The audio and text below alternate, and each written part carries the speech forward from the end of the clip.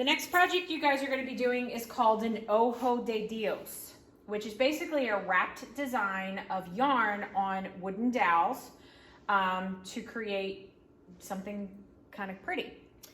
I want you to follow along in your handout with this information. Ojo de Dios is a Spanish word for God's eye.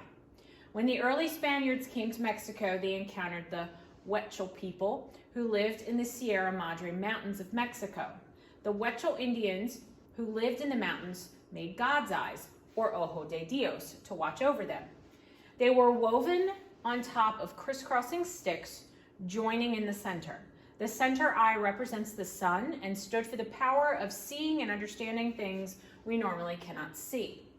The ends of the sticks represent the basic elements: earth, water, wind, and fire.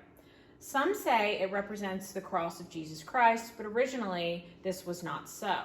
The Huichol people focused their worship on nature and the earth rather than a specific divine being.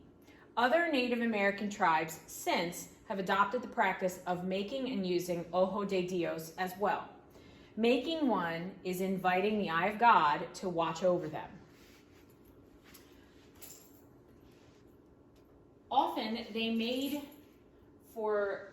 were made for little children as gifts.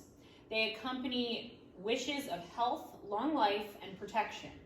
Themes of nature and the natural world are common in Native American arts.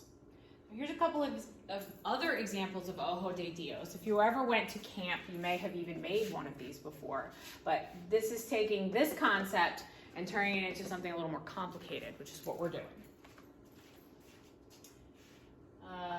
Another example, a couple more examples, and you can see how intricate you can get with your design work on these. Okay, the supplies that you'll need, not much. You'll need 5 colors of yarn, 4 dowel rods that are about 20 to 24 inches long, some scissors, and you might need hot glue, but it is not necessary, it's optional.